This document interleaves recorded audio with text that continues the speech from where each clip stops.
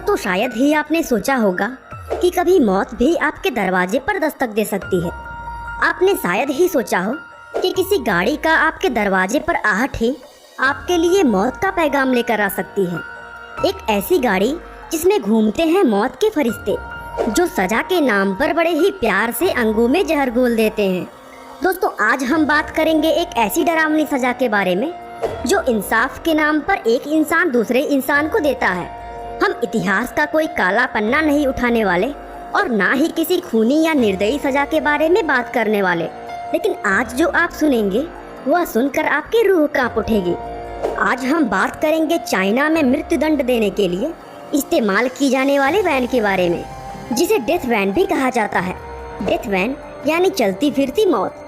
Death van एक सामान पहुंचाने वाले ट्रक के जैसे होती है, लेकिन यह कोई सामान नहीं बल्कि मौत का इंजेक्शन पहुंचाती है। दोस्तों, चीन की सरकार ने 1997 में इस डेथ वैन की शुरुआत की और यह सजा आज भी जारी है। इस डेथ वैन में काम करने वाले लोगों को डेथ स्क्वाड कहा जाता है।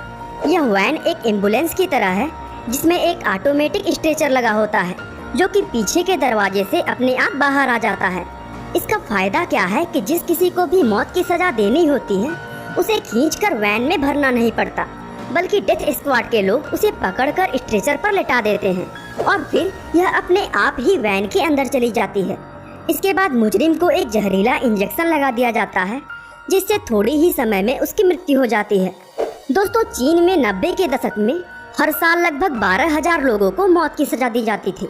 हालांकि आज के समय में हर साल लगभग 1,000 लोगों को ही मृत्युदंड दिया जाता है। चीन में कुल 46 ऐसे अपराध हैं जिनके लिए मौत की सजा दी जाती है और इनमें से 7 अपराध राष्ट्रीय सुरक्षा को खतरा पहुंचाने से संबंधित है, जैसे दंगा करना, विद्रोह करना, लोगों को अलग राज्य बनाने के लिए उकसाना, जासूसी करना, गबन करना, जानबूझकर जानलेवा हमला करना और नकली दवाई बनाना और बेचना। लेकिन दोस्तों, ऐसा नहीं है कि इन अपराधों में शामिल लोगों को तुरंत डेथ वैन के अंदर भेज दिया जाता है, बल्कि सन 2000 के समय से चीन में मृत्युदंड के विरोध में अपील भी की जा सकती है।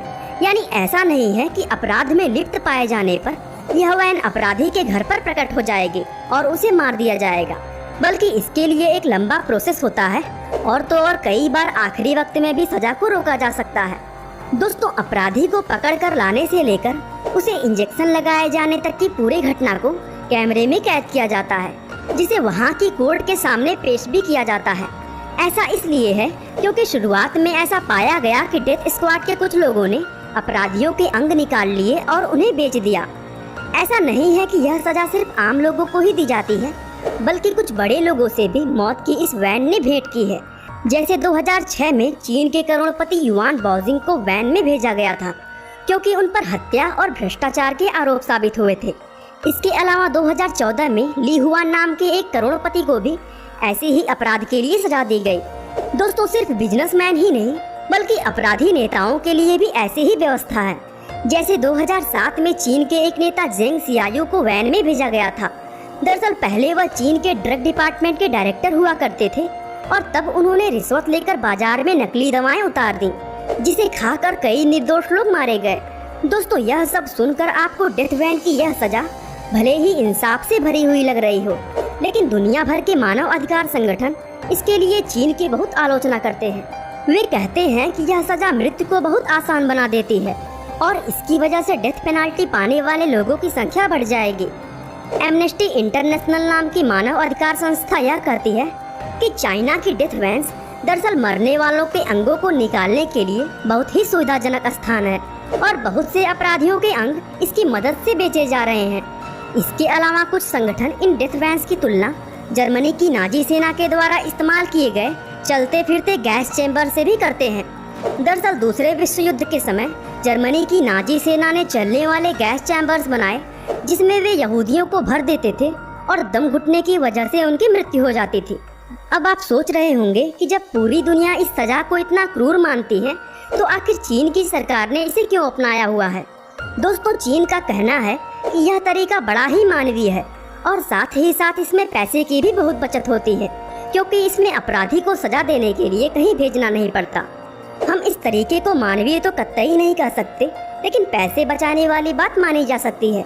दरअसल चीनी कानून का आर्टिकल नंबर 252 यह कहता है कि मृत्यु की सजा के दो तरीके हो सकते हैं, या तो अपराधी को गोली मारकर या फिर उसे जहरीला इंजेक्शन देकर। इसके अलावा यह कानून ये भी कहता है कि सजा देने के लिए या तो अपराधी को जेल जैसी एक जगह पर भेजा जा सकता है या फिर उसके लिए कोई विशेष चलता फिरता स्थान चुना जा सकता है। दोस्तों, जेल जैसी जगह बनाने के लिए काफी पैसा खर्चा होता है।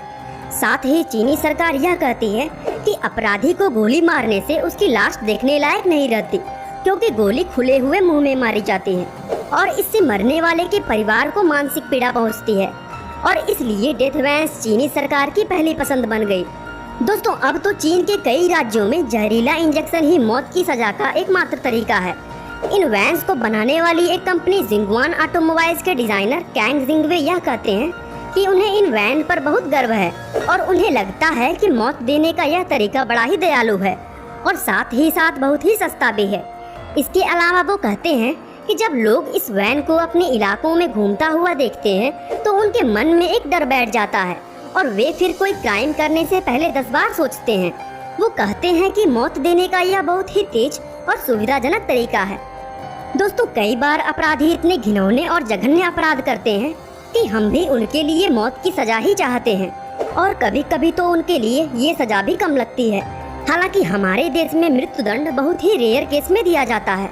और दोस्तों, हाल ही में पिछले साल न्यूजीलैंड की एक मस्जिद में गोलियों से 51 लोगों की हत्या करने वाले अपराधी को भी उम्र कैद की ही सजा दी गई, क्योंकि न्यूजीलैंड में मौत की सजा नहीं दी जाती। और भी ऐसे बहुत से देश हैं, लेकिन अक्सर ही इस मुद्दे पर लोगों के विचार बटे हुए रहते हैं। आप भी हमें कमेंट करके जरूर बताएं कि आप हमारे देश के डेथ पेनाल्टी के बारे में क्या सोचते हैं। बाकी दोस्तों, आज के लिए बस इतना ही। उम्मीद है आपको यह वीडियो काफी पसंद आई होगी। और दोस्तों, ऐसे ही इंटरेस्टिंग वीडियोस को लगातार देखने के लिए हमारे चैनल को लाइक, शेयर और सब्सक्राइब करना बिल्कुल ना भूलें।